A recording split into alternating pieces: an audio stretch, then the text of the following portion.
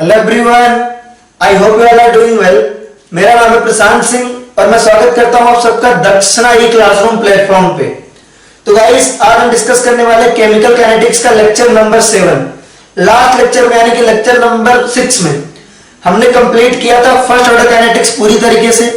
फिर हमने देखा था सेकंड ऑर्डर काइनेटिक्स और हमने जनरल एक्सप्रेशन लिख लिया था अबाउट nth ऑर्डर काइनेटिक्स, यानी कोई भी रिएक्शन जिसका ऑर्डर n है ना, फर्स्ट ऑर्डर को छोड़ के, जब आपका n की वैल्यू 1 ना हो, उसके लिए कोई भी रिएक्शन हो, उसके लिए हम एक्सप्रेशन लिख सकते हैं। हमने जनरल एक्सप्रेशन लिख लिया था, राइट। उसके बाद हम देख रहे थे आपका मेथड टू कैलकुलेट ऑर्डर, है ना, एक्सपेरिमेंटल मेथड। इनफैक्ट उसमें हमने एक मेथड देखा था आपका इनिशियल रेट मेथड, जो कि हमें बहुत सिंपल लगा था। उसमें हमने 2-3 एग्जांपल किए थे। इतना हमने लास्ट लेक्चर में कंप्लीट कर लिया है। होपफुली आपने होमवर्क वगैरह अब तक का अच्छे से कंप्लीट किया होगा। आज हम करेंगे इसके आगे। लेक्चर स्टार्ट करें उससे पहले आई होप आप सभी स्वस्थ, मस्त एंड जबरदस्त होंगे, सोशल डिस्टेंसिंग मेंटेन कर रहे होंगे और अपना अपने फैमिली का ध्यान रख रहे होंगे। तो स्टार्ट करेंगे आज का लेक्चर। हाथ में लीजिए पेन एंड पेपर एंड चेहरे पर रखिए एक बड़ी सी स्माइल, राइट। तो चलिए स्टार्ट करेंगे क्वेश्चन के साथ। हमारा जो क्वेश्चन नंबर 1, ठीक है, ये हमारा क्वेश्चन नंबर 1 में क्या कह रहा है? क्वेश्चन नंबर 1 में कह रहा है आपका फर्स्ट ऑर्डर रिएक्शन। आपका एक फर्स्ट ऑर्डर रिएक्शन है, फर्स्ट ऑर्डर रिएक्शन है जो कि आपका 99% कंप्लीट हो जाता है। कितना कंप्लीट हो जाता है आपका? 99% कंप्लीट हो जाता है। 99% कंप्लीट इन 24 मिनट्स। ऐसा दिया हुआ आपको कि 99% कंप्लीट हो जाता है आपका कितने देर में? आपका 24 मिनट्स में, है ना। तो कितना टाइम लगेगा इसको 99.9% कंप्लीट होने में, है ना? How much time it will take? How much time it will take? It will take, how much time it will take for 99.9% completion? 99.9% complete होने में कितना टाइम लगेगा, हमारा सवाल ये है, ठीक है। तो बिल्कुल अच्छे समझिएगा। कह रहा है आपका 99% कंप्लीट हो रहा है कितने देर में? आपका 24 मिनट्स में। 99% कंप्लीट हो रहा है आपका 24 मिनट्स में। तो यहां से अगर एक्सप्रेशन लिखना चाहें तो k इक्वल टू क्या आ जाएगा आपका? K इज इक्वल टू आ जाएगा आपका 2.303 upon T log A not by eighty. A not आपका इनिशियल कंसंट्रेशन और एटी आपका क्या है? एटी आपका फाइनल कंसंट्रेशन है, ठीक है। एटी आपका कंसंट्रेशन है, टाइम टी है। अब क्या आपका रिएक्शन 99% कंप्लीट हुआ, यानी कि सपोज अगर आपका इनिशियल कंसंट्रेशन, सपोज अगर आपका इनिशियल कंसंट्रेशन 100 था, ठीक है। आपने इनिशियल कंसंट्रेशन कितना लिया? इनिशियल कंसंट्रेशन यानी कि ए नॉट आपको कितना दिया? सपोज आपने माना कि 100 है, ठीक है। ए नॉट आपने 100 मान लिया और कह रहा है कितना कंप्लीट हुआ? 99% कंप्लीट हुआ। कितना कंप्लीट हुआ आपका? 99% कंप्लीट हुआ, यानी कि 80 की वैल्यू हो जाएगी 1, क्योंकि 99% कंप्लीट हो गया, ठीक है। इसमें कितना टाइम लग रहा है आपको? 24 मिनट लग रहा है। तो आप पुट करिए, देखिए k इज इक्वल टू आएगा 2.303 log 100 by 1 is 100 upon t की वैल्यू 24 मिनट। आपको k की वैल्यू इतना मिल गई और चूंकि हमने 24 को मिनट में पुट किया है तो k की वैल्यू आपके जाएगी मिनट इनवर्स आ जाएगी। कितनी आ जाएगी? मिनट इनवर्स, क्योंकि k की वैल्यू टाइम इनवर्स होती है फर्स्ट ऑर्डर के लिए। यहां पे हमने मिनट में पुट किया है तो मिनट इनवर्स आ जाएगा, राइट। अब देखते हैं, हम चाह रहे हैं कि 99.9% कंप्लीट हो जाए, तो फिर से हम a नॉट की वैल्यू क्या ले रहे हैं? 100 ले रहे हैं। मान लिया कि हमने a नॉट की वैल्यू ले लिया 100 और हम चाह रहे हैं कि 99.9% रिएक्शन कंप्लीट हो जाए, यानी कि कंसंट्रेशन जो रिएक्टेंट का है उसमें से 99.9% कंज्यूम हो गया है। तो आप देखेंगे यहां से, तो 80 की वैल्यू क्या रहेगी आपकी? 0.1, क्योंकि कंसंट्रेशन इतना ही बचेगा। यहां से आपका कितना कंज्यूम हो चुका है? 99.9% कंज्यूम हो चुका है, राइट। इतना परसेंट कंज्यूम हो चुका है। तो आप फिर से पुट करिए इसको। k इज इक्वल टू क्या लिख सकते हैं? k इज इक्वल टू लिख सकते हैं 2.303 अपॉन टी लॉग, है ना, 100 अपॉन 0.1। यहां से अगर आप इसको सॉल्व करोगे तो आएगा k is equal to 2.303 upon T और लॉग की वैल्यू आ जाएगी आपकी लॉग 100 बाई 0.1, यहां पे आ जाएगा 1000, ठीक है। अब इसको देखो, यहां से k की वैल्यू निकालो, अब k इज इक्वल टू आ जाएगा 2.303 लॉग 100 की वैल्यू क्या होती है? लॉग 100 की वैल्यू होती है 2, लॉग 100 की वैल्यू होती है 2 अपॉन 24, ठीक है। इतना मिनट इनवर्स आ जाएगा। अब इस के की वैल्यू जो आपको के की वैल्यू यहां से मिली उसको इधर पुट करो, तो यहां से आने से तो के की वैल्यू देखो मिला हमें, तो के की वैल्यू की जगह हमने लिखा 2.303 into 2 upon 24 is equal to आएगा हमारा 2.303 upon t log 3 log 1000, और log 1000 की वैल्यू क्या होगी, log 1000 का answer 10 to the power 3, 10 to the power 3, और यहां से आएगा आपका log 1000 की वैल्यू हो जाएगी 3, ठीक है। अब देखो यहां से देखो 2.303 से 2.303 कैंसिल, आपको t की वैल्यू निकालनी है, तो आप t को इधर लेके आओ। देखो आप कैसे लिख सकते हो इस एक्सप्रेशन को, आपने t को इधर ले आया, t को आपने क्या किया इधर ले आया, तो t into 2 upon 24 is equal to लिखा आपने 3 लिखा, राइट। यहां से देखिए आप t को इधर ले जाएंगे तो t into 2 upon 24, t into 2 upon 24 gives 3, t into 2 upon 24 gives 3, तो यहां से आएगा आपका t इज इक्वल टू आ जाएगा 3 into 24 से हमने मल्टीप्लाई किया अपॉन 2, तो t इज इक्वल टू आ जाएगा यहां से 36 मिनट्स आ जाएगा। कितना आ जाएगा आपका 36 मिनट। तो फुली ऐसे क्वेश्चन सॉल्व हुआ होगा, t की वैल्यू क्या आ जाएगी आपकी 36 मिनट, ठीक है। इसको आप नोट करिए, फिर हम आगे बढ़ेंगे। अब हमारा नेक्स्ट क्वेश्चन क्या कह रहा है, एक रिएक्शन है, नेक्स्ट क्वेश्चन कह रहा है हमारा एक रिएक्शन है a plus B gives c plus d, ऐसा रिएक्शन है, दो रिएक्टेंट है इसमें a और b, दोनों के बारे में इंफॉर्मेशन दी हुई है हमें, ठीक है। देखेंगे हमसे कह रहा है एक रिएक्शन है, ठीक है, क्वेश्चन हमसे कह रहा है एक रिएक्शन है a plus B gives c plus D, suppose हमारा एक रिएक्शन है, इसके बारे में इंफॉर्मेशन दी हुई है, a के बारे में हमें इंफॉर्मेशन दी है, a के रेस्पेक्ट में इंफॉर्मेशन दी हुई है हमें, क्या दिया हुआ है कि a जो है a आपका 50% कंज्यूम होता है, 50% कंज्यूम हो जाता है कितने देर में, 50% कंज्यूम्ड इन 10 मिनट्स, ये आपका जो है कितना कंज्यूम हो रहा है आपका 50% इन 10 मिनट्स, ठीक है, और 70% इन 20 मिनट्स, ठीक है।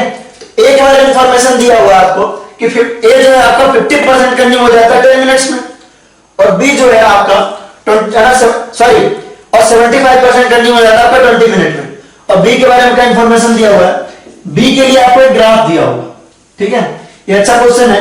बी के लिए आपको ग्राफ दिया कि concentration of B with time ऐसे डिक्रीज हो रहा है, एक स्ट्रेट लाइन में डिक्रीज हो रहा है। आपसे क्वेश्चन में पूछ क्या रहा है, पहला पूछ रहा है order with respect to A, second पूछ रहा है आपसे order with respect to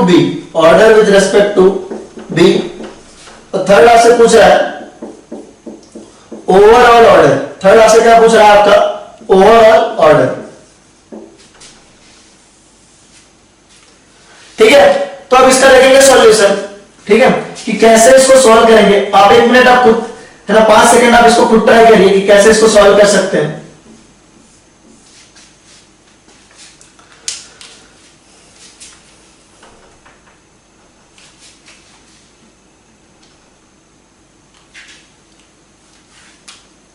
hopefully आपने ट्राई किया होगा। अब हम इसको देखते हैं कि कैसे सॉल्व कर सकते हैं। देखिए सीधी सी बात है कि आपसे बोला गया है कि ए और बी के रेस्पेक्ट में ऑर्डर बताना है। अब ए के बारे में क्या दिया हुआ आपको, ए के बारे में दिया कि ए आपका 50% कंज्यूम हो रहा है ना 10 मिनट्स में, और 75% आपका 20 मिनट्स में, यानी सीधा सीधा क्या कहना चाह रहा है आपका 100 से 50 हो जा रहा है। ए के बारे में दिया आपका कि ए आपका 10 मिनट्स में क्या हो जा रहा है आपका 10 मिनट्स में, अगर आप ए को देखो तो 10 मिनट में कितना हो जा रहा है आपका 100 से 50 हो जा रहा है, 100 से कितना हो जा रहा है 50 हो जा रहा है, क्योंकि 50% कंज्यूम हो गया यहाँ पे, राइट।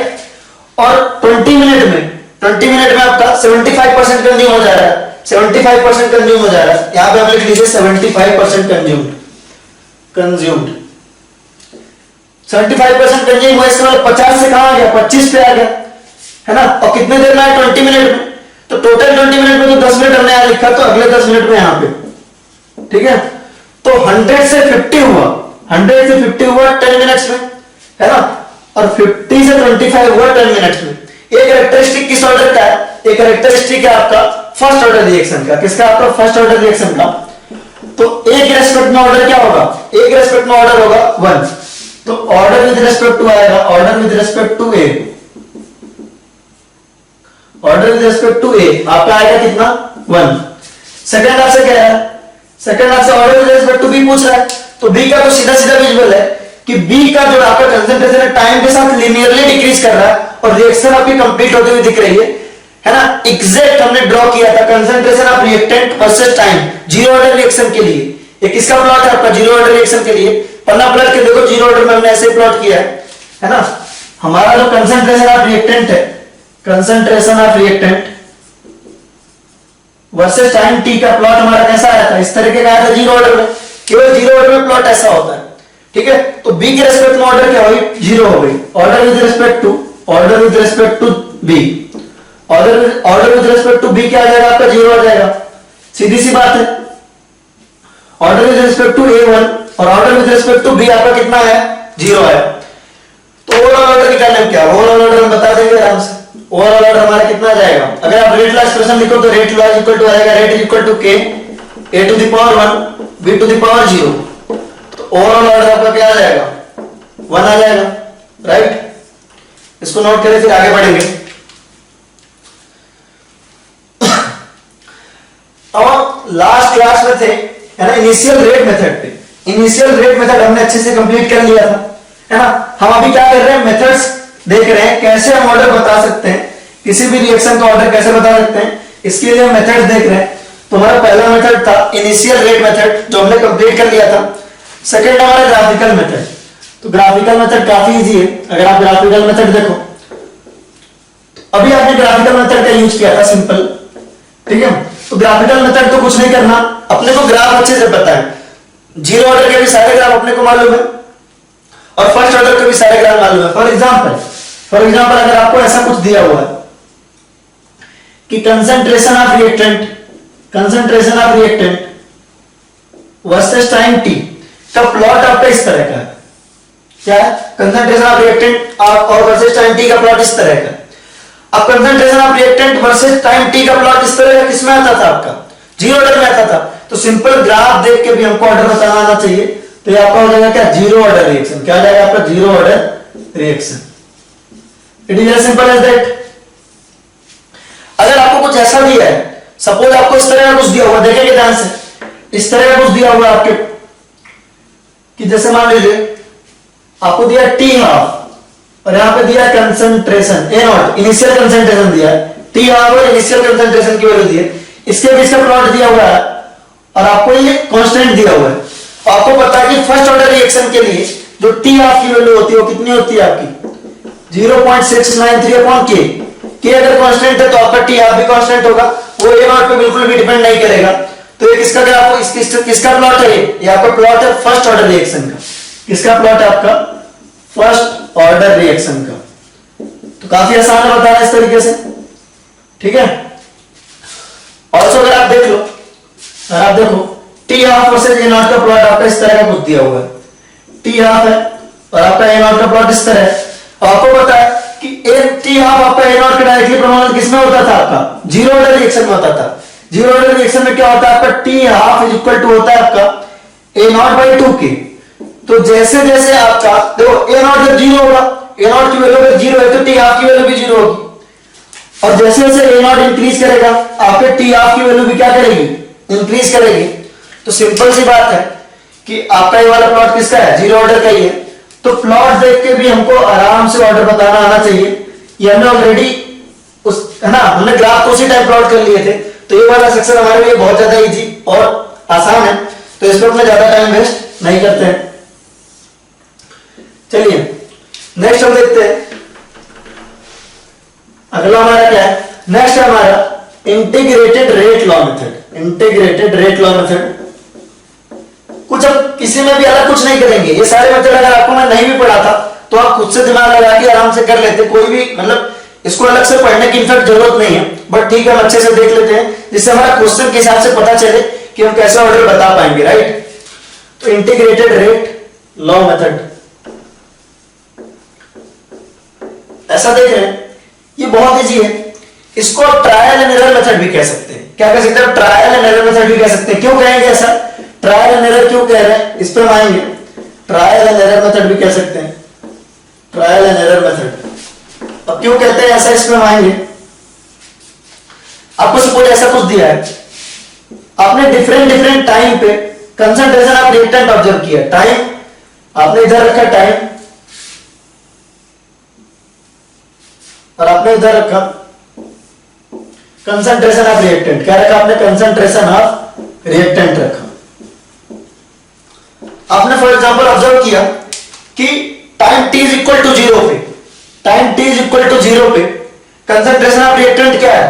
कंसंट्रेशन ऑफ रिएक्टेंट आपका A नॉट है। अच्छा एक चीज है कि जब भी आप rate of reaction t is equal to 0 पे निकालते हो, ऑलरेडी पहले ही बताया आपको, पहले ही बताया जा चुका है कि जब आप rate of reaction t is equal to 0 पे निकालते हो उसे हम कहते हैं इनिशियल रेट। यानी कि इनिशियल रेट क्या होता है आपका? इनिशियल रेट होता है rate of the reaction at t is equal to 0। यानी कि रिएक्शन की स्टार्टिंग में रिएक्शन की रेट जो होती है उसे हम कहते हैं initial rate. That is as simple as that की rate of reaction at t is equal to 0। ठीक है, हमने ऑलरेडी इसको पढ़ा। टाइम आपका 0 है, कंसंट्रेशन ऑफ रिएक्टेंट आपका A नॉट है। आपने ऑब्जर्व किया, मान लीजिए टाइम t1 पे जो कंसंट्रेशन ऑफ रिएक्टेंट है वो आपका A1 है, और टाइम t2 पे आपने concentration of reactant suppose A2 observe किए, ऐसा किया। ठीक है, इस तरह कुछ आपको दिया हुआ है, तो यहां पे हम यूज करेंगे इंटीग्रेटेड रेट लॉ मेथड। इसमें करते क्या है? बहुत आसान है, ट्रायल एंड एरर मेथड है। ट्रायल एंड एरर है तो सबसे पहले ऑब्जर्व करना, सबसे पहले हम मान लेंगे कि रिएक्शन 0 ऑर्डर की है। हमने मान लिया कि 0 ऑर्डर की है, हमने मान लिया क्या है? 0 ऑर्डर की। ठीक है, first check for 0 order, first check for 0 order. तो काफी टाइम टेकिंग है, ये तभी करना जब मजबूरी हो, राइट? जब मजबूरी हो तभी ये करना, अदरवाइज मतलब बहुत टाइम टेकिंग है ना।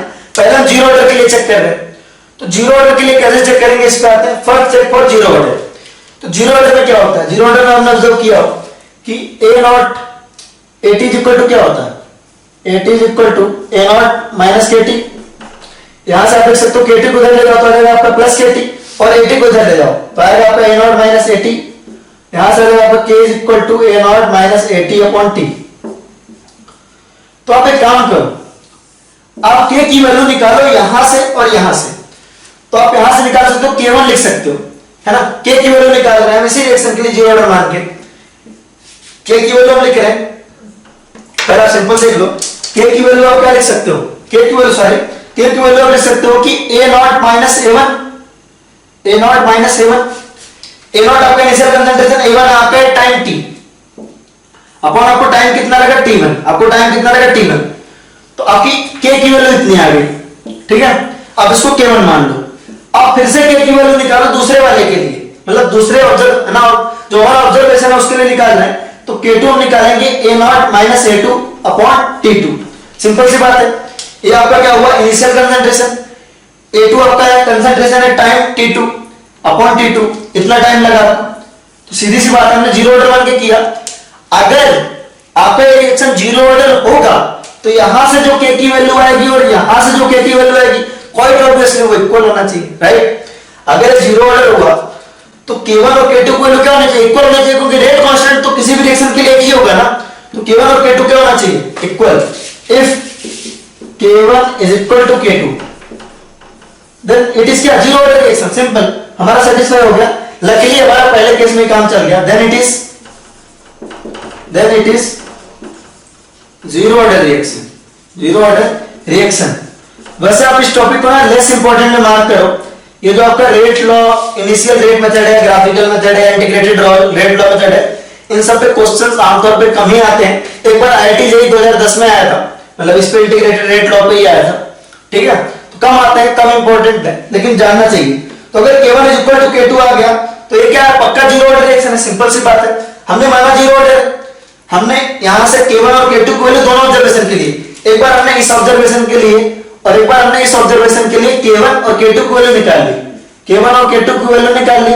अगर K1 और K2 की वैल्यू 0 ऑर्डर के हिसाब से इक्वल आ गई, इसका मतलब क्या है? ये 0 ऑर्डर की रिएक्शन है। अगर इक्वल नहीं आती है, इधर देखेंगे,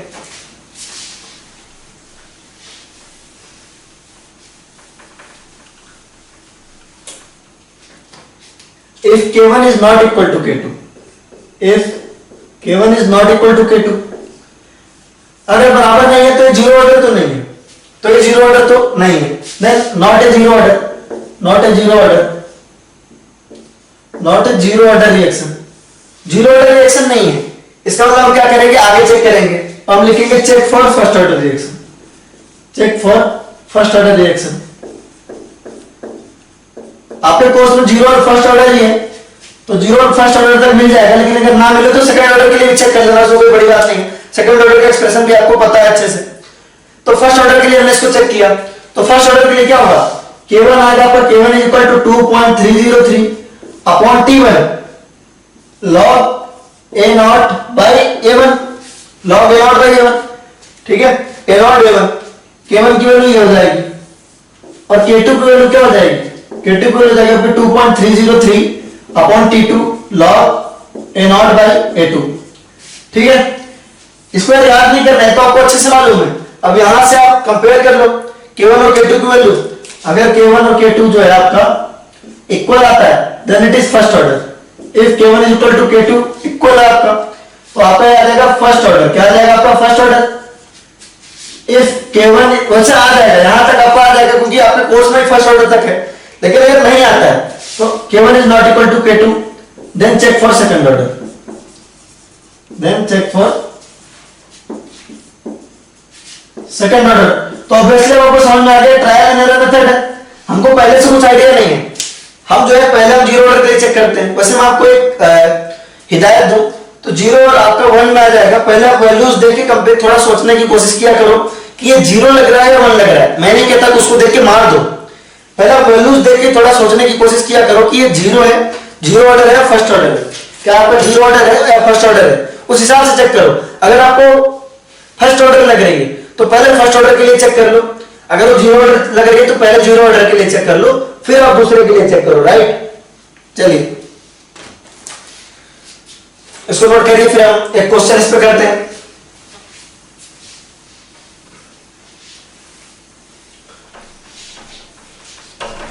IIT जेईई 2010 वाला एक क्वेश्चन कर लेते हैं जो आया हुआ था, ठीक है।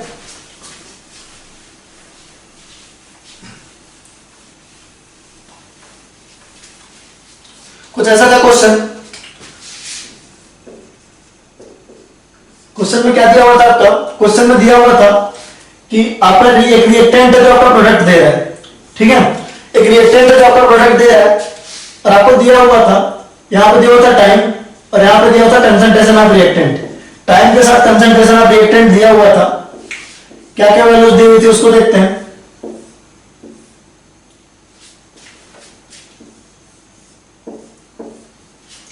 कंसंट्रेशन आपका पहला था 1 मोल, ये आपका मोल पर लीटर में, ये आपका मोल पर लीटर में, मोल पर लीटर में, और ये आपका मिनट में, टाइम आपका मिनट में दिया हुआ है।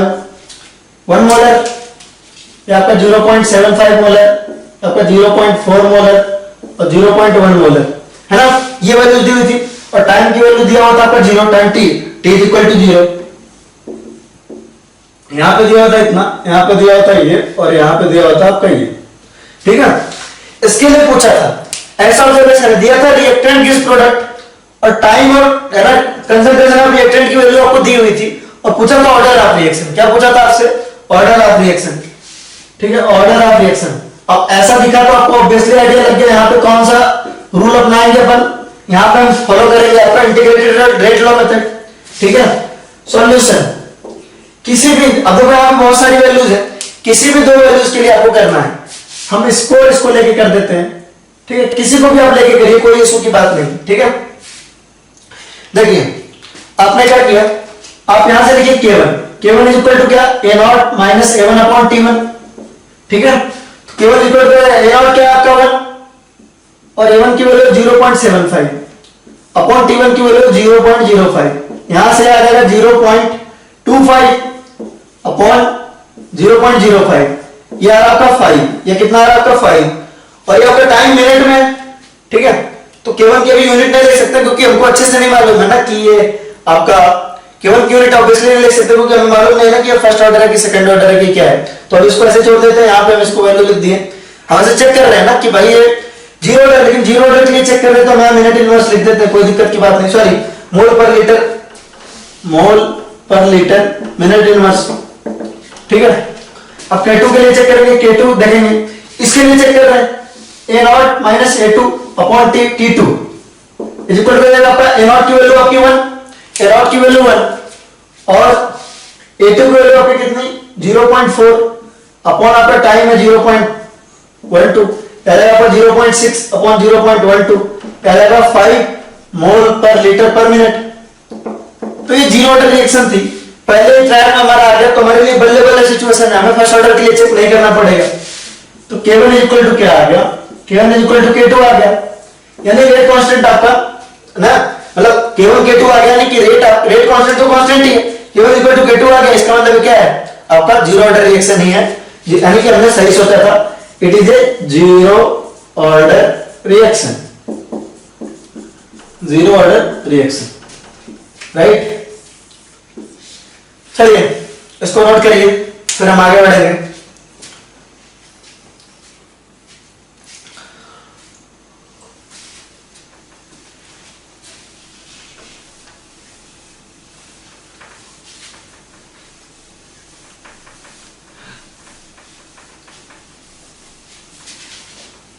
चलिए देखेंगे, नेक्स्ट है हमारा, समझेंगे थोड़ा, नेक्स्ट है हमारा अगला टाइप जो हमारा हाफ लाइफ मेथड है। ये काफी इजी है और ये आपको लगाना भी कब है, आपको अच्छे समझ में आएगा जब हाफ लाइफ आपको दिया हो और इनिशियल कंसंट्रेशन दिया हो, है ना। ठीक है, तो इसमें हम यूज क्या करते हैं, इसमें हम यूज करते हैं रिलेशन बिटवीन, इसमें हम यूज क्या करते हैं relation between T half and A not, T half और ए नॉट, यानी कि आपका हाफ लाइफ टाइम और इनिशियल कंसंट्रेशन का रिलेशन हम इसमें यूज करते हैं। ठीक है, तो देखेंगे क्या होगा, relation between T half and initial concentration. ठीक है, तो अच्छे से ऑब्जर्व करेंगे, आपको बढ़िया से मालूम है कि अगर आप जीरो ऑर्डर के लिए देखो, अगर आप जीरो ऑर्डर के लिए देखो तो टी हाफ क्या होता है आपका, किसके प्रोपोर्शनल होता है, टी हाफ आपका ए नॉट के डायरेक्टली प्रोपोर्शनल होता है। ठीक है, ए नॉट के डायरेक्टली प्रोपोर्शनल हो सकता है। ठीक है, अगला अगर आप देखो फर्स्ट ऑर्डर के लिए देखो, अगर आप फर्स्ट ऑर्डर के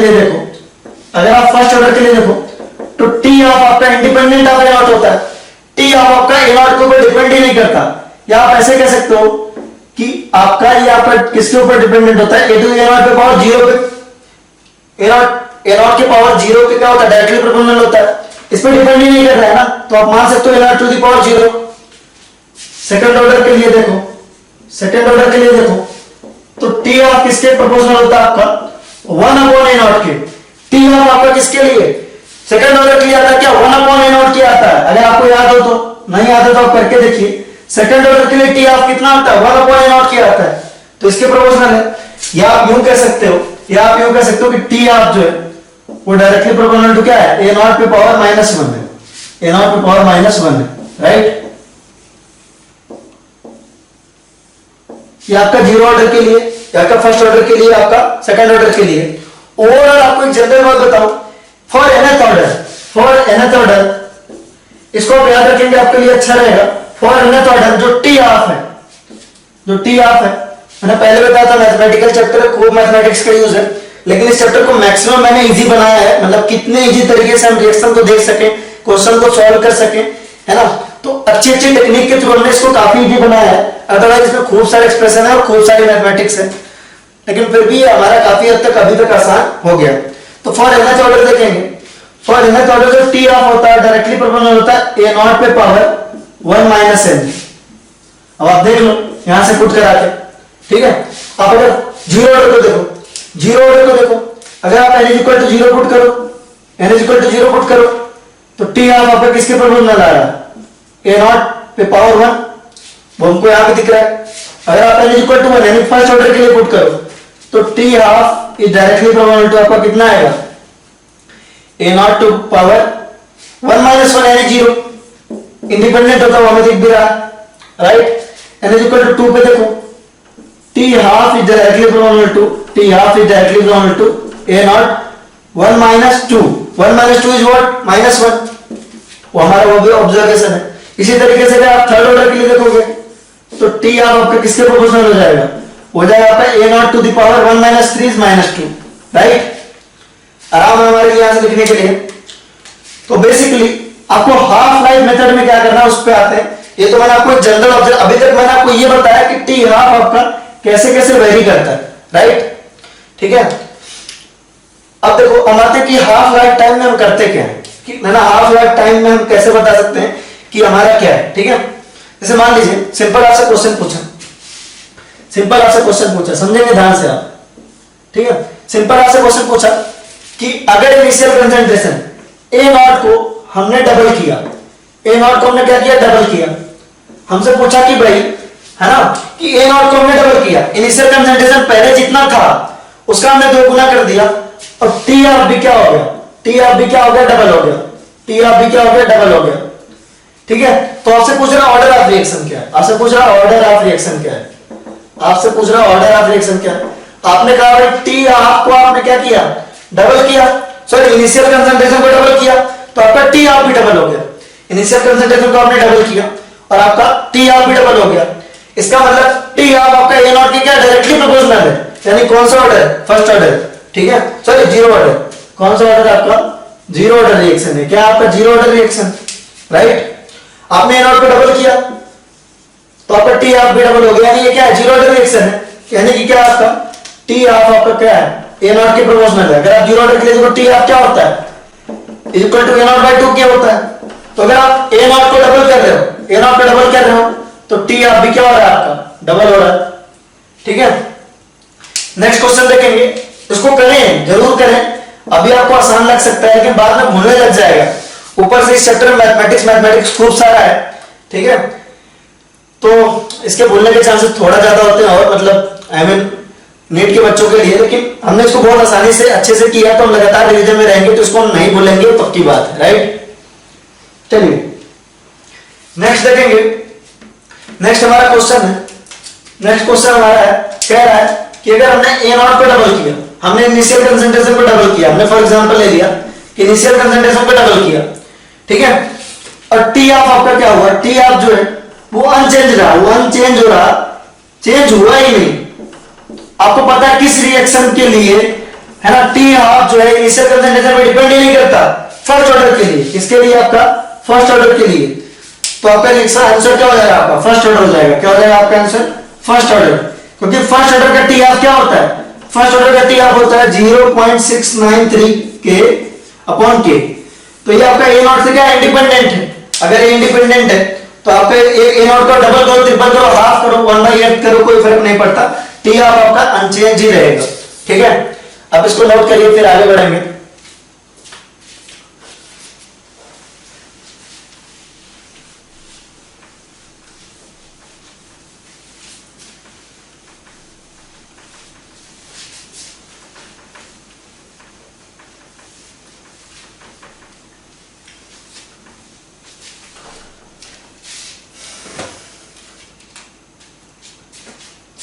नेक्स्ट है, अगर आपको ऐसा कुछ दिया है कि ए नॉट को आपने क्या किया, डबल किया, ठीक है ना, ए नॉट को आपने क्या किया, डबल किया, और आपका टी ऑफ क्या हुआ, इनिशियल कंसंट्रेशन आपने डबल किया और टी ऑफ आपका हाफ हो गया, है ना, टी ऑफ आपका क्या हो गया, हाफ हो गया, पहले जितना था उसका हाफ हो गया। अगर उसको हमने डबल किया और ये हाफ हो गया, यानी ये क्या है, यानी ये इनवर्सली प्रोपोर्शनल है, यानी कि जो आपका टी ऑफ जो है, टी ऑफ ए नॉट की क्या है, इनवर्सली प्रोपोर्शनल है, टी ऑफ आपका ए नॉट की इनवर्सली प्रोपोर्शनल है, और टी ऑफ आपका ए नॉट की इनवर्सली प्रोपोर्शनल किसमें होता था, ये किसमें होता था, आपका सेकंड ऑर्डर रिएक्शन में होता था, किसमें होता था, आपका सेकंड ऑर्डर रिएक्शन, ठीक है।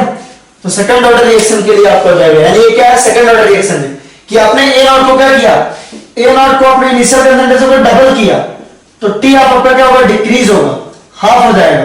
तो ए नॉट को हमने क्या किया, ए नॉट को हमने डबल किया, ए नॉट को यहां से आपने क्या किया, डबल किया, 2 गुना कर दिया, तो टी ऑफ आपका आधा हो जाएगा, सिंपली हाफ हो जाएगा। ए नॉट को आपने डबल किया तो टी ऑफ आपका क्या हो जाएगा, हाफ हो जाएगा, सीधी सी बात है ना, हाफ लाइफ टाइम आपका आधा हो जाएगा, जितना पहले था उसका आधा हो जाएगा, ठीक है।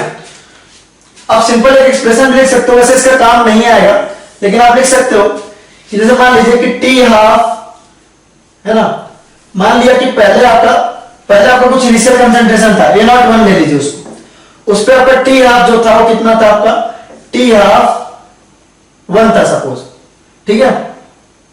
और ये आपका डायरेक्ट देखो टी हाफ हो गया, आप देखो सिंपल, देखो इसको समझना ध्यान से कि टी हाफ आपका डायरेक्टली प्रोपोर्शनल किसके था, आपने अभी हमने निकाला था A not to power 1 - 1, T half आपका था ए नॉट, टी हाफ आपका डायरेक्टली प्रोपोर्शनल था A not to the power 1 minus N, जहां पे एन क्या आपका ऑर्डर है, हमने निकाला था, ये क्या आपका ऑर्डर है, ठीक है। अगर आप इसको इक्वलिटी का सिंबल लगाओ, T half is equal to, आपका एक कांस्टेंट आएगा के डैश ले लेते हैं, A not to the power 1 minus N, ठीक है।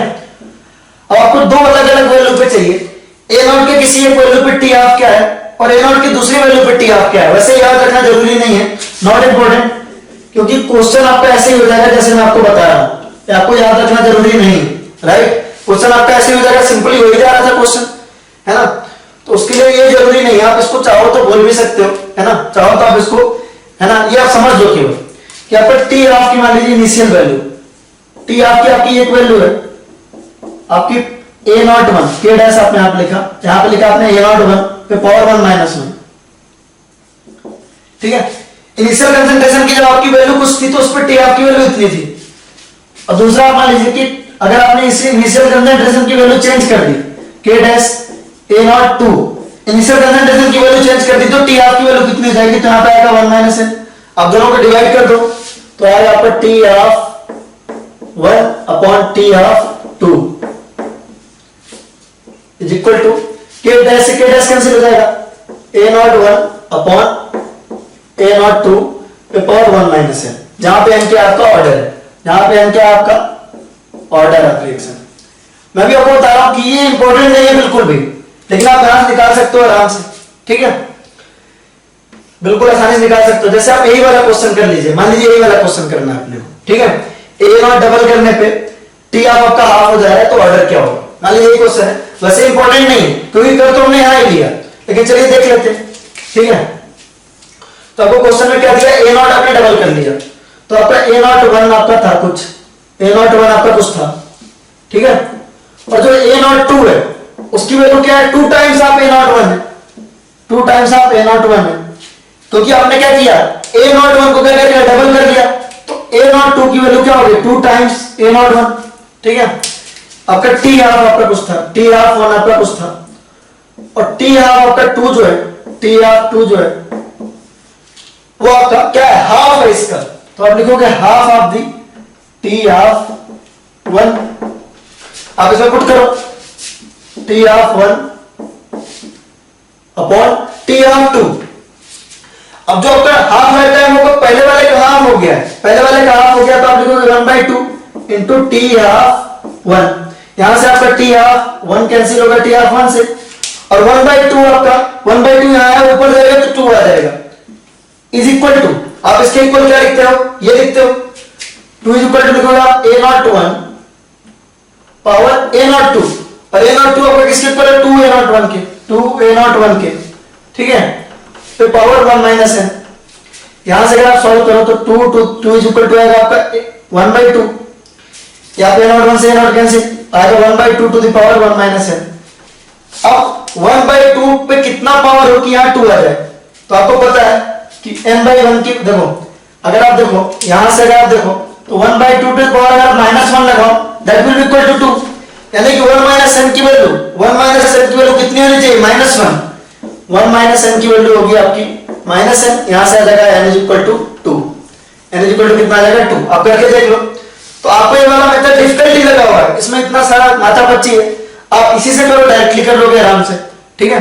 तो ऑर्डर बताना आसान है, तो इसलिए इंपॉर्टेंट नहीं है, बिल्कुल भी इंपॉर्टेंट नहीं है। अब चाहो तो इसको आराम से छोड़ सकते हो, बिल्कुल आप बोल सकते हो, दिमाग से उतार सकते हो, क्योंकि इसमें कुछ है नहीं, लेकिन अगर आप इससे भी करते हो तो कोई कठिन बात नहीं है, आप दोनों तरीके से किसी भी तरीके से करो, सब एक जैसी बात, ठीक है, जो आपको कन्वीनियंट लगे वैसा करो, है ना। ये सब उन बच्चों के लिए करवा देते हैं जो बच्चे कहते हैं कि भाई मतलब एडवांस लेवल की चीजें नहीं हो रही है, मतलब बहुत सारी चीजें है ना, तो हम करवाएंगे सारी चीज, मतलब जो एनसीईआरटी में है, जो एनसीईआरटी में नहीं है, जो कम इंपॉर्टेंट है, जो थोड़ा ज्यादा इंपॉर्टेंट है ना, जो हायर लेवल का माना जाता है, जो लोअर लेवल का माना जाता है, बस हम बता देंगे कि ये इतना इंपॉर्टेंट नहीं है, राइट, तो आपकी चॉइस है, ठीक है। तो जो नॉट इंपॉर्टेंट है उसको पढ़ने की जरूरत नहीं है, उससे आपको डायरेक्टली इस तरह से क्वेश्चन नहीं मिलेगा, आप पहले उस तरीके से कर सकते हैं, राइट। और हम बात करेंगे एक्टिवेशन एनर्जी की, रिएक्शन की प्रोग्रेस की। अब हम उस पोर्शन में पहुंच चुके हैं, अब यहां पे हमने वो पार्ट खत्म कर लिया, देखो टाइम कितना हुआ पहले तो, हाँ चलिए अभी तो काफी टाइम है, चलिए अभी जो है हमने रिएक्शन के केमिकल काइनेटिक्स के उस पोर्शन को हमने खत्म कर लिया है जो हमारा रेट ऑफ रिएक्शन से डील करता था, rate of reaction, first order kinetics. तो काइनेटिक्स वाला पोर्शन खत्म कर लिया और हम देखेंगे रिएक्शन बढ़ती कैसे है, रिएक्शन में होता क्या है। तो हम बेसिकली अब रिएक्शन मैकेनिज्म वाले पोर्शन में आ रहे हैं, मैकेनिज्म ऑफ रिएक्शन में आ रहे हैं, ठीक है। तो रिएक्शन मैकेनिज्म वाले पोर्शन में आ रहे हैं। अब ये रिएक्शन मैकेनिज्म यार ऑर्गेनिक वाला नहीं, मतलब ऑब्वियसली केमिस्ट्री एक ही है तो ऑर्गेनिक पीसी से डील होती है, लेकिन यहाँ थोड़ा अलग है। यहाँ टेम्परेचर वगैरह से हम देखेंगे, एक्टिवेशन एनर्जी क्या होती है, सब चीजें देखेंगे, बहुत सारी चीजें देखने वाले हैं। तो रिएक्शन मैकेनिज्म हमारा स्टार्ट हो रहा है, ठीक है। यहां से हम स्टार्ट करेंगे कि भाई क्या क्या चीजें हैं, कैसी कैसी चीजें हैं, रिएक्शन कैसे बढ़ता है, क्या मतलब बहुत सारी चीजें। तो रिएक्शन मैकेनिज्म में हम पढ़ेंगे, ठीक है। तो इसमें हम पहला कॉन्सेप्ट पढ़ने वाले हैं, वो हम पढ़ने वाले हैं activation energy and threshold energy, ठीक है। एक्टिवेशन एनर्जी तो बहुत देर से आपको यार वो बना के परेशान हो गए थे, बार बार बोलते थे केमिकल काइनेटिक्स में पढ़ाएंगे, ठीक है। तो बात है उस पर। वैसे तो केमिकल कैलोरी में भी थोड़ा बहुत बताया था इसके बारे में, activation energy and threshold energy. इसका तो नाम आपने नहीं सुना होगा, इतना इंपॉर्टेंट भी है। थ्रेशोल्ड एनर्जी आपको क्या इतना इंपॉर्टेंट है, आमतौर पे आपको हर जगह एक्टिवेशन एनर्जी ये मिलेगा, दोनों अलग अलग टर्म, एक्टिवेशन एनर्जी और थ्रेशोल्ड एनर्जी दोनों अलग अलग टर्म है, थोड़ा अच्छे से सुनेंगे। उसके पहले एक कहानी सुना देता हूँ, ठीक है ना। मैं कहानी मैंने नहीं सुनाता ज्यादा, क्लासरूम में सुना देता हूँ, यहाँ पे तो तब कम हो पाता, ऑनलाइन में तो कोई कहानी नहीं सुना रहा। चलिए एक कहानी सुना देता हूँ। जैसे सपोज अभी पढ़ लिख रहे हो, ठीक है, पढ़ लिख के आपको एक नौकरी लगेगी, ठीक है, पढ़ लिख के आपकी क्या लगेगी, जॉब लग जाएगी। जॉब के बाद आपको सपोज क्या करना होगा, बहुत सारे लोगों की बहुत बड़ी ड्रीम होती है, किसी को है ना लग्जरी कार खरीदनी होती है, किसी को लग्जरी बाइक खरीदनी होती है, किसी को लग्जरी घर लेना होता है। तो चलो मान लेते हैं घर लेना आपको, ठीक है। आपको सी फेसिंग बंगला लेना है, मुंबई में, गोवा में, कहीं भी, है ना। ऐसा एक बंगला लेना है, ऐसा एक घर लेना है जिसमें आपको खिड़की से, विंडो से या बालकनी से पूरा है ना समुद्र दिख रहा हो, बीच दिख रहा हो, मतलब होता है ना, ऐसा ड्रीम होता है लोगों का। तो मान लीजिए वो लेना है अपने को, ठीक है, मान लीजिए वो लेना है। और अपने को सपोज, अब यार लेना तो सबको होता है ना, वैसे तो मुझे भी मुकेश अंबानी बनना है, लेकिन प्रैक्टिकलिटी देखनी पड़ती है ना। सपोज मान लीजिए कि उस बंगले का रेट है सपोज 1 करोड़ रुपए, या आप सिंप्लिसिटी के लिए मान लीजिए, इतना महंगा नहीं, अभी आप कभी सुनो 20 लाख मान लेते हैं कि इतने रुपए का है, ठीक है। अब यार हम खरीदने गए, मान लीजिए हमने कहा भाई हमको खरीदना है सी फेसिंग बंगलो, ठीक है, मुंबई में, गोवा में, जहां भी खरीदना है। मुंबई तो बहुत ओवर क्राउडेड है, मान लो कहीं भी आप मान लो, ठीक है। तो वहां खरीदने गए, ठीक है। तो हमने कहा भाई कि हमें खरीदना है, तो हमें पता चला कि भाई उसका रेट है 20 लाख, बट हमारे पास पैसा ही कितना था, हमारे पास पैसा ही 5 लाख रुपए था, केवल पैसा ही कितना था, 5 लाख रुपए था। तो एक बात समझ में आई यार, एक बात समझ में आई कि हमको भाई 20 लाख रुपए तो चाहिए, घर खरीदने के लिए पैसा कितना चाहिए, 20 लाख रुपए चाहिए, हमारे पास है 5 लाख रुपए। अगर हमको खरीदना है हालत में, ठीक है, हमको हालत में क्या करना है, खरीदना ही है, तो अपने को क्या करना है, 15 लाख रुपए और एक्स्ट्रा पैसा चाहिए, 15 लाख रुपए और एक्स्ट्रा पैसा चाहिए, राइट, 15 लाख रुपए और एक्स्ट्रा पैसा चाहिए, ठीक है। चलिए ये बात हो गई हमारी। तो देखेंगे एक्टिवेशन एनर्जी, थ्रेशोल्ड एनर्जी का, इस बात को आप याद रखो, ठीक है, ध्यान सुनेंगे, ध्यान सुनेंगे। सपोज है ना, आप एक रिएक्शन वो इस तरह से कुछ हो रहा है, समझेंगे थोड़ा। ये आपका एनर्जी और ये है आपका रिएक्शन कोऑर्डिनेट या प्रोग्रेस, कुछ भी बोल दो, ठीक है, ध्यान समझेंगे। ऐसा जरूरी नहीं है कि ये है ना रिएक्टेंट और प्रोडक्ट में अगर आपकी प्रोडक्ट की एनर्जी कम है, अगर आप देखो प्रोडक्ट की एनर्जी कम है, यानी कि रिएक्शन कंप्लीटली होने के बाद यहां से एनर्जी रिलीज होगी, तो ये आपका क्या है, आपका इस केस में डेल्टा एस क्या आ जाएगा, डेल्टा एस नेगेटिव आ जाएगा, यानी एक्सोथर्मिक रिएक्शन है। तो अगर ऐसा बना रहे हैं तो जरूरी नहीं है कि प्रोडक्ट हमेशा नीचे ही आना चाहिए, ये आपका ऊपर भी हो सकता है। अगर प्रोडक्ट की एनर्जी ज्यादा हुई, प्रोडक्ट कम स्टेबल हुआ, तो ये प्लॉट कैसा दिखेगा आपको, ये प्लॉट इस तरह का दिखेगा, देखेंगे थोड़ा, सॉरी, आधा जी प्रोडक्ट ज्यादा स्टेबल बनाने की है ना, इस तरह से कुछ है। यहाँ पर रिएक्टेंट है, यहाँ पर प्रोडक्ट है। अगर आप यहां से एनर्जी डिफरेंस देखेंगे तो ये आएगा आपका, ठीक है। तो यहां पे आपका डेल्टा एस क्या आ जाएगा, डेल्टा एस आपका पॉजिटिव आ जाएगा। और ये आपका क्या आ जाएगा, एंडोथर्मिक रिएक्शन आ जाएगा। क्या आ जाएगा आपका, एंडोथर्मिक रिएक्शन आ जाएगा।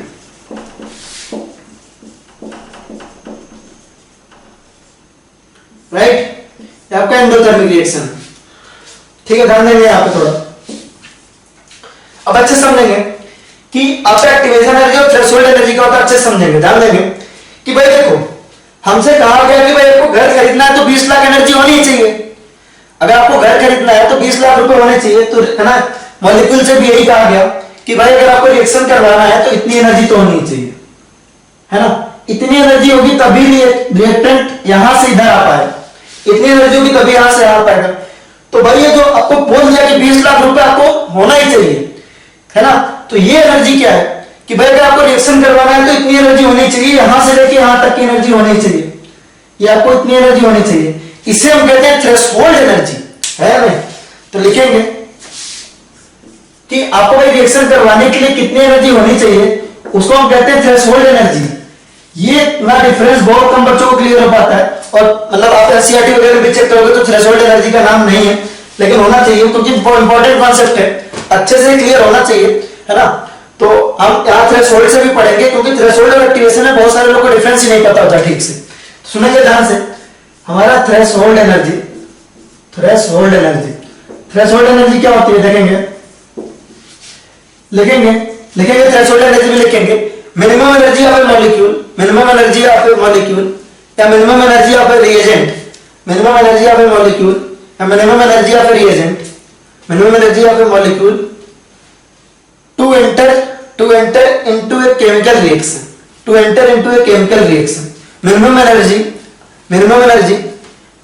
Of a molecule, minimum energy of a molecule to enter in a chemical reaction, minimum energy of a molecule to enter in a chemical reaction. इसको रिप्रेजेंट करते हैं 80 से। यानी कि भाई अगर आपको घर खरीदना है तो 20 लाख रुपए होने ही चाहिए। यानी कि अगर आपको रिएक्शन करवाना है, रिएक्टेंट से बोला गया अगर आपको रिएक्शन करवाना है तो थ्रेशोल्ड एनर्जी जितनी एनर्जी होनी ही चाहिए, 80 जितनी एनर्जी होनी चाहिए। ठीक है, चलो, तो ये थ्रेशोल्ड एनर्जी हो गई। यानी कि भाई ये कहने का क्या मतलब, थ्रेशोल्ड एनर्जी क्या है, मतलब भाई अगर मैं घर खरीदना चाहता हूं तो मेरे पास 20 लाख रुपए होने चाहिए। यानी अगर मैं एनर्जी में, है ना, मैं रिएक्शन में पार्ट लेना चाहता हूं, अगर मैं रिएक्शन में पार्ट लेना चाहता हूं तो मेरे पास थ्रेशोल्ड एनर्जी जितनी एनर्जी होनी चाहिए। लेकिन व्हाट इफ अगर मेरे पास कुछ पैसा ऑलरेडी है, व्हाट इफ अगर मेरे पास कुछ एनर्जी ऑलरेडी है। ठीक है, देखो यार, अगर मेरे को घर खरीदना है, मेरे को घर खरीदना है तो मेरे पास 20 लाख रुपए होने चाहिए, ये हमारा थ्रेशोल्ड है या नहीं। मुझे अगर रिएक्शन करवाना है तो मेरे पास थ्रेशोल्ड एनर्जी 80 जितनी एनर्जी होनी चाहिए, इतनी एनर्जी होनी चाहिए। ये एनर्जी आपकी क्या है, ये आपकी एनर्जी की जो यहां वैल्यू है वो क्या है, थ्रेशोल्ड एनर्जी। वो क्या आपकी थ्रेशोल्ड एनर्जी, कितनी एनर्जी होनी चाहिए। यानी कि घर खरीदने के लिए हमको पैसा कितना चाहिए, 20 लाख रुपए, है ना। घर खरीदने के लिए पैसा कितना चाहिए, 20 लाख रुपए। रिएक्शन होने के लिए कितना एनर्जी चाहिए, थ्रेशोल्ड एनर्जी जितना, 80 जितना। यानी कि एनर्जी ऑफ मॉलिक्यूल की, मॉलिक्यूल के पास कितनी एनर्जी हो कि वो आपका रिएक्शन करवा ले, वो आपका थ्रेशोल्ड एनर्जी। ठीक है, ये तो काफी आसान है। फिर एक्टिवेशन एनर्जी क्या होती है, एक्टिवेशन एनर्जी भी तो कुछ ऐसी होती थी। एक्टिवेशन एनर्जी क्या होती है उसको सुनेंगे। ठीक है, एक्टिवेशन एनर्जी क्या होती है, इसको मिटा लेते थोड़ा सा। अब देखो, मैंने कहा कि भाई मेरे पास 5 लाख है ना, 5, देखो हमें चाहिए थे रिएक्शन कराने के लिए 20 लाख रुपए, हमें चाहिए थे रिएक्शन कराने के लिए थ्रेशोल्ड एनर्जी जितनी एनर्जी। व्हाट इफ अगर मेरे पास कुछ पैसे पहले से हैं, व्हाट इफ अगर मेरे पास कुछ एनर्जी पहले से, रिएक्टेंट के पास कुछ एनर्जी पहले से है ना, तो हमें जो है सिर्फ 15 लाख की जरूरत है, सिर्फ 15 लाख की जरूरत है एक्टिवेट होने के लिए। केवल किसकी जरूरत है, 15 लाख की जरूरत है घर खरीदने के लिए। तो रिएक्टेंट के पास ऑलरेडी कुछ एनर्जी है, उसे केवल इतनी एनर्जी चाहिए, कितनी एनर्जी चाहिए, इतनी एनर्जी चाहिए कि रिएक्शन हो जाए। ठीक है, तो देखो कुल कितनी एनर्जी इसके पास होनी चाहिए रिएक्शन होने के लिए, ये एनर्जी क्या है, ये थ्रेशोल्ड एनर्जी। कुल कितने पैसे चाहिए मुझे, 20 लाख। मेरे पास पैसे कितना ऑलरेडी मेरे पास 5 लाख पड़े हुए, रिएक्टेंट के पास ऑलरेडी इतनी एनर्जी है, इतनी एनर्जी है, उसको और कितनी एनर्जी चाहिए, इतनी एनर्जी चाहिए, और इस एनर्जी को कहते हैं एक्टिवेशन एनर्जी। तो आप लिखेंगे ये एक्टिवेशन एनर्जी की डेफिनेशन लिखेंगे, एक्टिवेशन एनर्जी की, एक्टिवेशन एनर्जी लिखेंगे energy supplied to reactant, energy supplied to reactant और energy required to reactant, energy required to reactant or energy supplied to reactant to enter into a chemical reaction, to enter into a chemical reaction, to enter into a chemical reaction। या आप इसको दूसरी definition में लिख सकते हैं, उसको भी लिखेंगे। excess energy required to a reactant, excess energy required to a reactant to enter into a chemical reaction, to enter into a chemical reaction। तो सीधी सी बात है कि भाई हमने कहा कि ET क्या है, थ्रेशोल्ड एनर्जी क्या है, कि इतना मॉलिक्यूल के पास होना चाहिए, इतना मॉलिक्यूल के पास होना चाहिए किसके लिए, रिएक्शन होने के लिए। ठीक है, रिएक्शन के पास ऑलरेडी एनर्जी कितनी है, मान लीजिए रिएक्शन के पास ऑलरेडी एनर्जी है ना, आप रिएक्शन की ऑलरेडी एनर्जी मान लीजिए, जो ऑलरेडी एनर्जी होती है रिएक्टेंट के पास जो ऑलरेडी एनर्जी होती है वो अलग अलग तरह की हो सकती है, लेकिन मेनली काइनेटिक एनर्जी होती है। मेनली क्या होती है, काइनेटिक एनर्जी होती है। तो आप ये कहेंगे कि भाई जो थ्रेशोल्ड एनर्जी है that will be equal to क्या, kinetic energy plus activation energy. सीधी सी बात है। ठीक है, काइनेटिक एनर्जी इसके पास पहले से था, क्या था ये, पहले से था। ये हमको टोटल चाहिए, कितना चाहिए, टोटल चाहिए।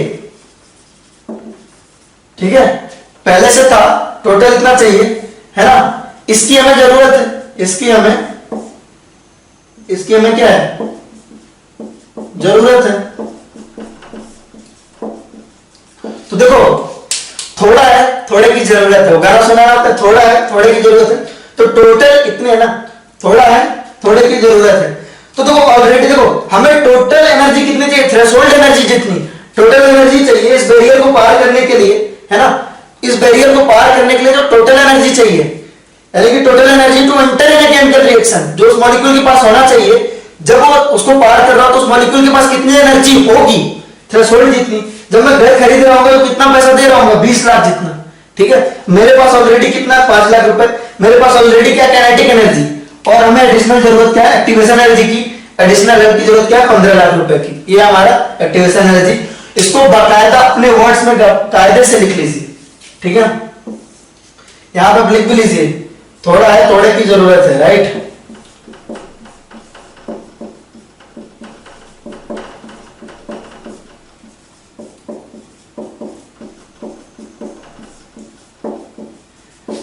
तो ये काफी इंपॉर्टेंट है, इसको आप सही से नोट करिए, आपको एग्जैक्टली डिफरेंस पता चल जाएगा।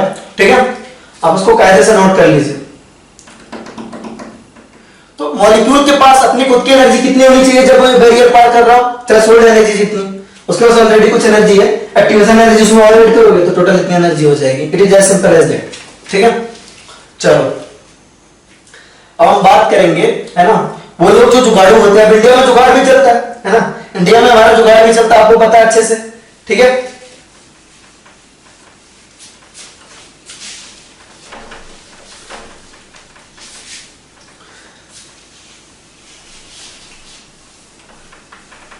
जैसे मान लो कि हम चाह रहे हैं कि भाई ये 20 लाख का ना जुगाड़ करने में टाइम बहुत लग रहा है ना, 20 लाख का जुगाड़ करने में टाइम बहुत लग रहा है। हम कह रहे हैं भाई इतने में नहीं हो पाएगा, तो हम बातचीत चलाएंगे किसी से। ठीक है, बातचीत चलाएंगे और मतलब कुछ ना कुछ ऐसा करेंगे, किसी न किसी अपने फ्रेंड्स को, रिलेटिव्स को बातचीत करेंगे कि भाई इसका रेट कम करवाओ, है ना। उसके कांटेक्ट ढूंढेंगे, वो कहीं है ना, इंडिया में रिश्तेदारी जो होते हैं ना किसी अच्छे आदमी से, कि हमारे मामा के, बुआ के, चाचा के, फूफा के, बहन का, भतीजा का, भाई का लड़का निकल गया, है ना, और माना इतना बड़ा रिलेशन निकल गया, और फाइनली उसने कहा कि मकान का रेट हम कम कर देते हैं। ठीक है, मकान की लोकेशन और वो कोई चीज और चेंज नहीं कर पाएगा, उस घर में जाकर जो आपको सेटिस्फेक्शन मिलेगा उसको चेंज नहीं कर पाएगा, लेकिन उसका रेट जरूर कम करवा देगा, है ना। तो यही काम होता है कैटलिस्ट का। तो लिखेंगे role of catalyst, role of catalyst. आपने केमिकल केमिस्ट्री में भी ढंग से पढ़ा हुआ है, इसमें कोई टेंशन वाली बात नहीं है। कैटलिस्ट केसी और के, है ना, अभी नीट 2017 में क्वेश्चन आया था, है ना। आपको प्रीवियस ईयर का पीडीएफ भेजूंगा तो उसमें पहला क्वेश्चन मिलेगा आपको। नीट 2017 का आपका फर्स्ट क्वेश्चन है किसके ऊपर है, कि जो आपका कैटलिस्ट होता है वो केसी और, है ना, इनकरेक्ट स्टेटमेंट पूछा था आपसे, इनकरेक्ट स्टेटमेंट पूछा था। पहले देखिए कैटलिस्ट क्या है, वो लोग घर की लोकेशन वगैरह चेंज नहीं करता, कोई भी चेंज नहीं चेंज करता, है ना। तो catalyst, catalyst, catalyst, catalyst do not change, do not change. Value of KC और केपी, वैल्यू ऑफ केसी और केपी, ये रिएक्शन पे किसी तरह के इफेक्ट नहीं डालते हैं। केसी और केपी की वैल्यू चेंज नहीं करते, कैटलिस्ट कभी भी केसी और केपी की वैल्यू नहीं चेंज करते। बस कैटलिस्ट हेल्प कैसे करते हैं, और रिएक्शन को जल्दी अटेन करने की कोशिश करते हैं कि भाई जल्दी इक्विलिब्रियम अटेन करने की कोशिश करते हैं। दे हेल्प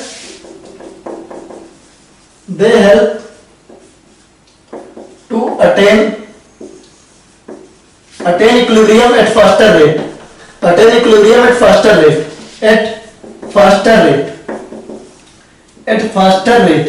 वो क्या करते हैं, इक्विलिब्रियम अटेन करने का फास्टर रेट पे करते हैं कि भाई जल्दी से पहुंच जाएंगे, है या नहीं। तो भाई ऑब्वियस सी बात है कि 20 लाख का उसने 18 लाख करवा दिया तो जुगाड़ मेरा जल्दी हो जाएगा, जल्दी हो जाएगा। तो बेसिकली वो करते क्या है, दे लोवर्स, है ना, दे लोवर्स द एक्टिवेशन एनर्जी, वो एक्टिवेशन एनर्जी को क्या कर देते हैं, लोअर कर देते हैं। एक्टिवेशन एनर्जी को क्या कर देते हैं, लोअर कर देते हैं। ईए को क्या कर देते हैं, लोअर कर देते हैं। एक्टिवेशन एनर्जी को लोअर कर देते हैं। तो देखो जब तक मैंने रिश्तेदार से बात नहीं की थी, जब तक मैंने जुगाड़ नहीं बैठाया था, तो हमारा रिएक्शन किस तरह का था, इस तरह का था। किसके बिना, विदाउट कैटलिस्ट। अगर मैंने रिश्तेदार से बात कर ली, सब जुगाड़ बिठा लिया, तो इस तरह कुछ हो गया। विथ कैटलिस्ट तो कैटलिस्ट ने किया क्या, कैटलिस्ट ने बेसिकली किया क्या, एक्टिवेशन एनर्जी को लोअर कर दिया। लोअर कर दिया। अगर आप यहाँ पे एक्टिवेशन एनर्जी को E1 मान रहे हो, यहाँ पे E2 मान रहे हो, तो बेसिकली एक्टिवेशन एनर्जी क्या कर दिया, कम कर दिया। तो एक्टिवेशन एनर्जी को क्या कर दिया, E को क्या कर दिया, घटा दिया। E को क्या कर दिया, कम कर दिया, राइट। तो कैटलिस्ट यही काम करता है। कैटलिस्ट कंज्यूम भी नहीं होता, है ना। They help to attain equilibrium at faster rate without getting consumed in a reaction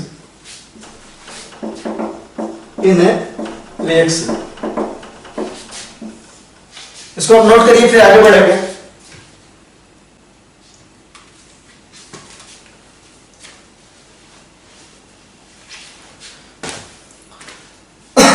ये तो हो गया आपका कैटलिस्ट का, ठीक है।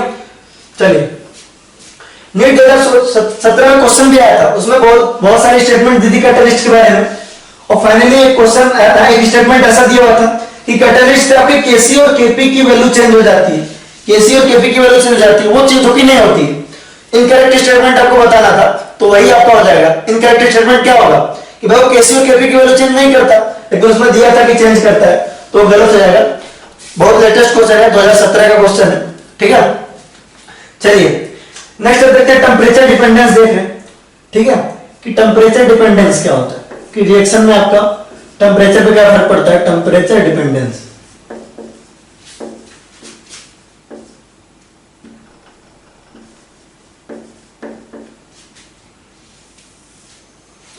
ठीक है। चलिए देखेंगे, टेम्परेचर डिपेंडेंस देख रहे हैं हम, यहां पे ये होना चाहिए शायद, अब जो भी हो आप, है ना, टेम्परेचर डिपेंडेंस।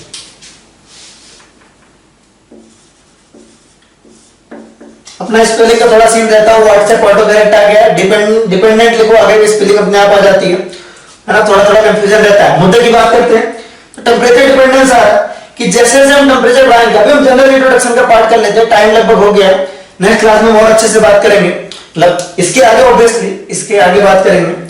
तो क्या कह रहा है, टेम्परेचर जैसे जैसे इंक्रीज करेंगे, तो टेम्परेचर इंक्रीज करने से होगा क्या, ऐसा ऑब्जर्व किया गया है कि टेम्परेचर इंक्रीज करने से रेट कांस्टेंट क्या होता है, rate constant of reaction, rate constant यानी कि के, रेट कांस्टेंट आपका के जो है इंक्रीज करता है, रेट कांस्टेंट आपका क्या करता है, के इंक्रीज करता है, रेट कांस्टेंट आपका इंक्रीज करता है, यानी कि रेट ऑफ रिएक्शन इंक्रीज करेगा। तो अगर आपका रेट कांस्टेंट इंक्रीज करेगा तो रेट ऑफ रिएक्शन इंक्रीज करेगा, सिंपली रेट इंक्रीज करेगा।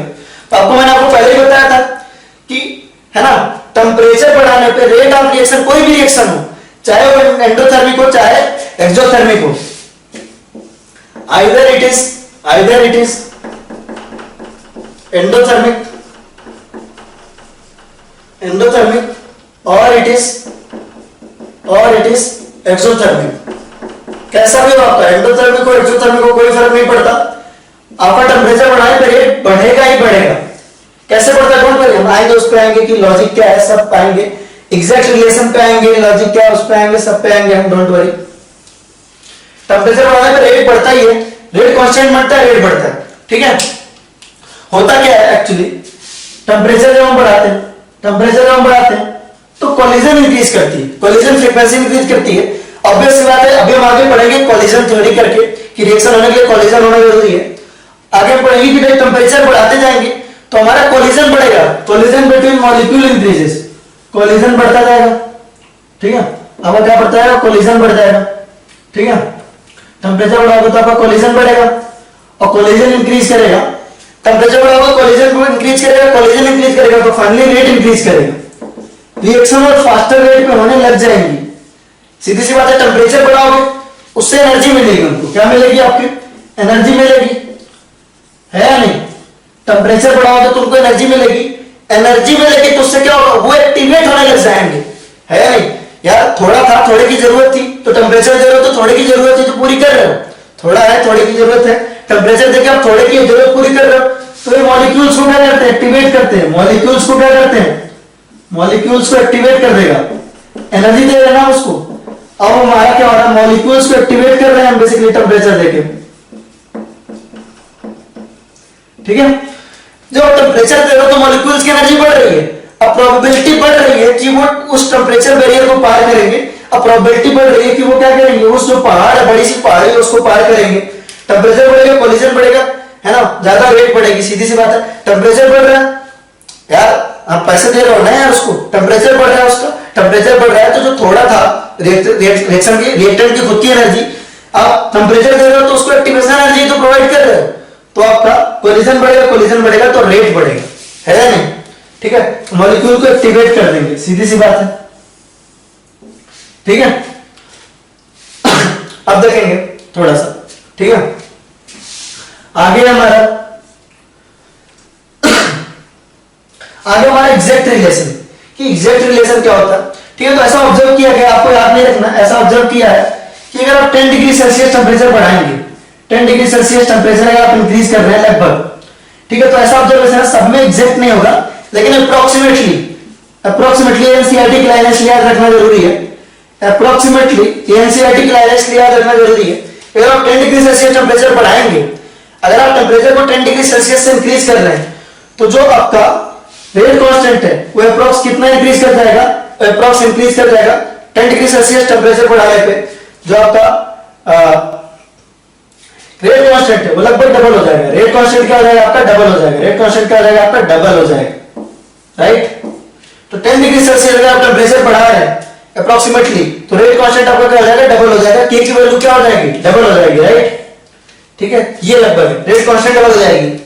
अब बात आती है कि भाई रेट कांस्टेंट बढ़ जाएगा, रेट बढ़ जाएगी, ये तो हम बहुत देर से कह रहे हैं, बट एग्जैक्ट रिलेशन कैसे पता चलेगा, तो एग्जैक्ट रिलेशन पता चलता है हमारा अरेनियस इक्वेशन से। किससे पता चलता है, अरेनियस इक्वेशन से। अब अरेनियस इक्वेशन क्या होता है उसको देखते हैं, ठीक है।